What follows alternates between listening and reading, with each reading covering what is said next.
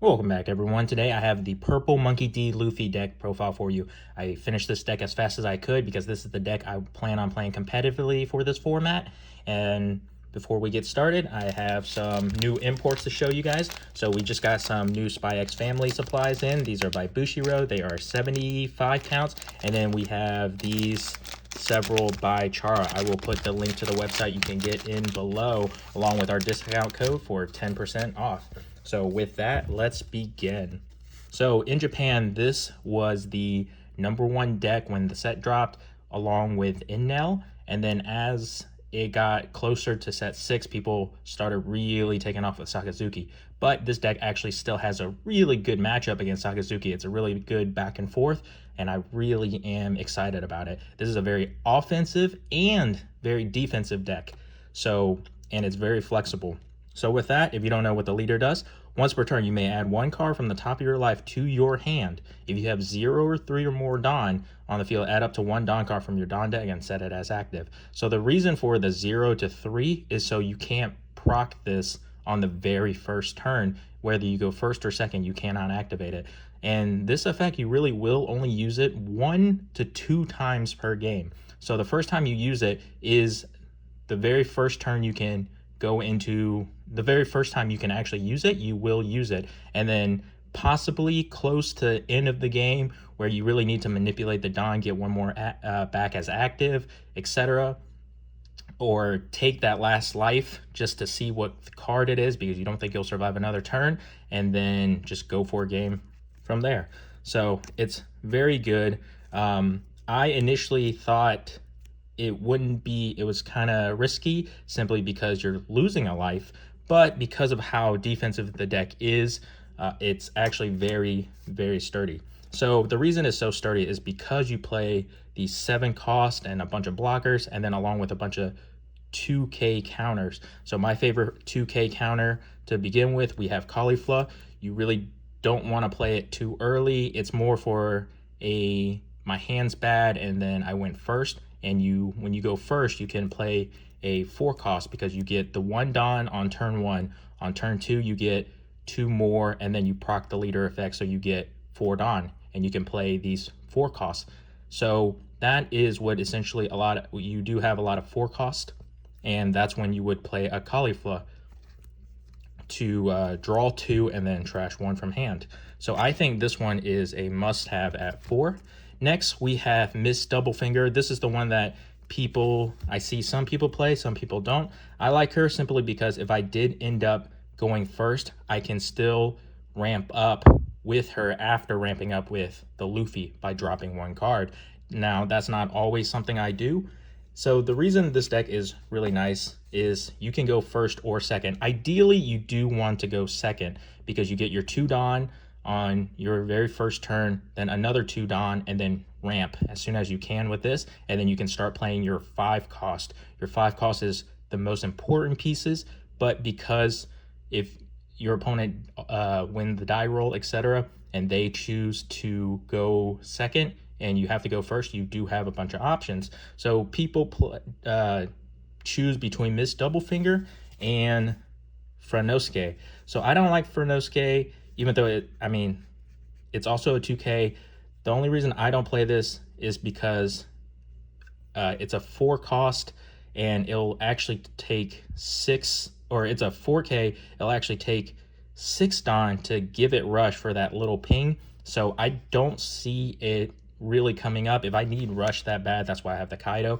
I rather have this possible ramp on if I go first and then fix myself up Dawn. Yes, it does take the trash 1 though. Next, we have our attackers. So we got your 4 vanilla Scratch Man and Pooh for if you go first, like I said. And then we have 4 page 1 and 4 ulti. Now, you don't always want to ulti page 1, even if you see it and you go first, because the moment you do that and then you start swinging with them, you're going to lose your ulti and your page 1, and you're not really going to be able to protect them that early because you haven't really ramped up, you haven't started drawing, etc. So the only reason I do play this, 1, ulti is a 2K, so you can toss out the 2K counter. But if you are going against a faster paced deck and you did go first, Like, for example, say you got Zoro, they start swinging at you. You can throw these out to deter them from attacking you.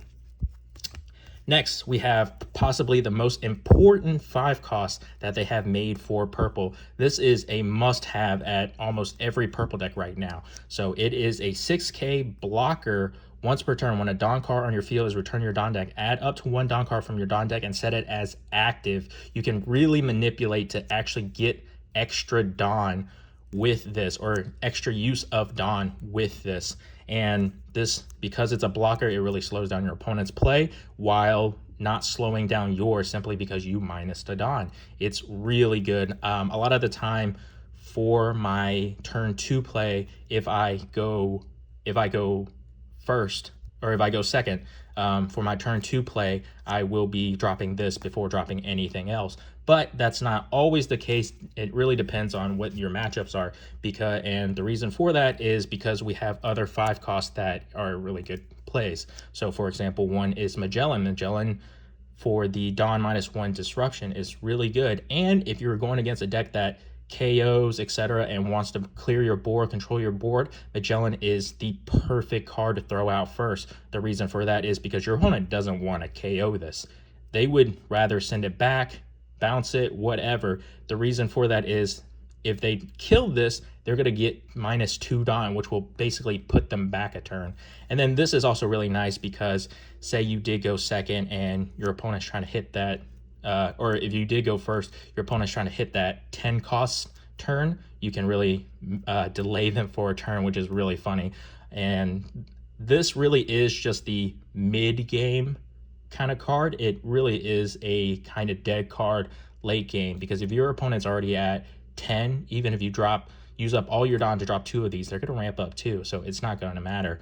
I mean, sometimes you just need the attacker, drop it out, etc., but you probably won't be using the Dawn on play effect.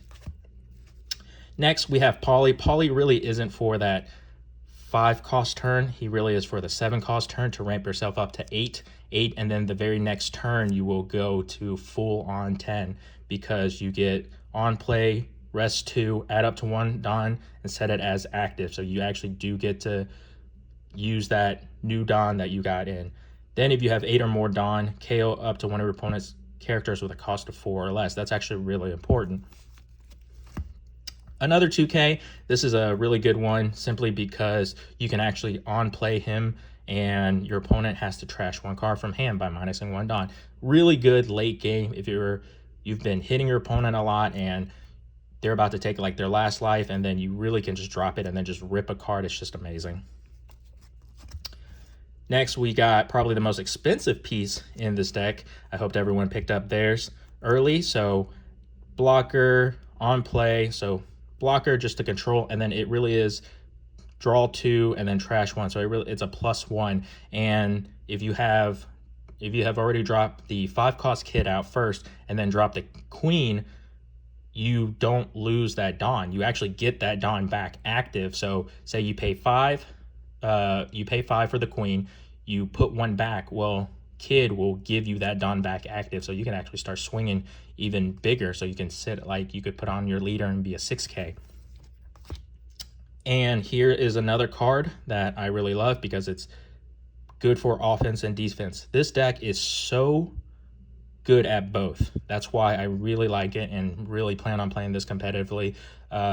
Plus, the only other deck I was considering was, the top 3 of this format in Japan was this, Innel, and Sakazuki. Sakazuki is really good control. Innel, the only reason I don't want to build that is simply because, Katakuris are like $50 right now. All right, so if you don't know what this does, on play and when attacking, so you can actually just go ahead and drop it, and you can Dawn -1 up to one of your leader, gain 1,000 until the start of your next turn. It is amazing, especially if you can get multiple of these out. Your opponent will want to kill it, but they won't be doing it through attack. They'll try to remove it some other way because this thing is very beefy for 7K, and then also pumps up your leader. So I really do love this card. 3 Rush Kaidos, on play -5, KO up to one of your opponent's character with a cost of 6 or less, and then this card gets Rush. Really go for the finish with this guy. It's just amazing. Then we have 3 Gum Gum Jet Gatlings simply for the extra shield. Because I play this one because, like I said, Magellan isn't really that good late game. Neither is Polly. You don't really want to drop it out that late into the game. Like once you're already at 10, you don't really want to drop any of those out. So those have no shield. So you might as well throw them away and make it a 3K shield with this card. So that. And then sometimes, you have the extra Kaidos. And the 3K really does help, especially when you have your kids, your 7-cost kids, to pump up your field. Or, sorry, not your field, your leader. So, anyway, like, comment, subscribe, and thanks for watching.